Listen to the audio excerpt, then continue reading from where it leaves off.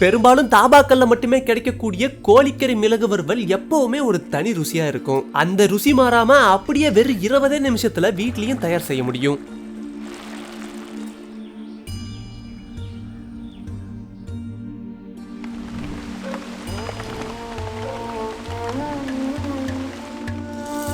கோழிக்கறி மிளகு வறுவல் செய்யறதுக்காக 2 தேக்கரண்டி மிளகை நல்லா பொடியாக்கி எடுத்துக்குவோம். விரல் சைஸ் இஞ்சி, 8 பல்லு பூண்டு, 2 பச்சை மிளகாய் இதெல்லாம் அம்மியில வச்சு நல்லா அரைச்சு எடுத்துக்குவோம். 1/2 கிலோ கோழிக்கறிக்கு 200 கிராம் வெங்காயமே போதுமானது.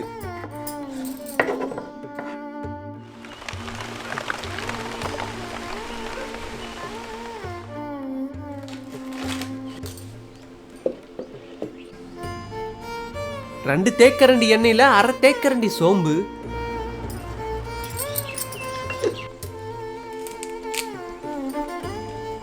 கறிவேப்பிலை, நறுக்கி வச்சிருந்த 200 கிராம் வெங்காயம்,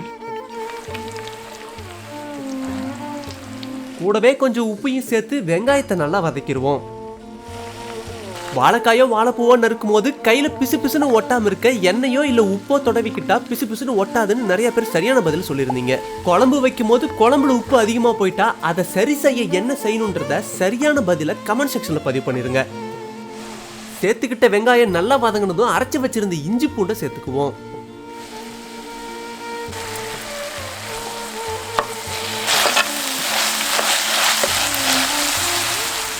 இப்ப கழுவி வச்சிருந்த 1/2 கிலோ கோழிக்கறியை சேர்த்தரலாம்.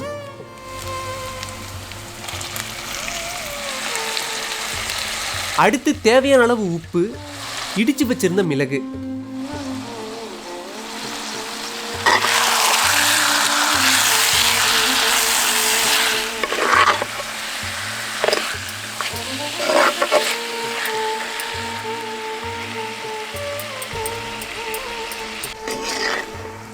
இத கோழிக்கறியோட சேர்த்து நல்லா கிண்டி விட்டுட்டு தண்ணியை சேர்த்து கோழிக்கறியை நல்லா வேக வச்சிருவோம்.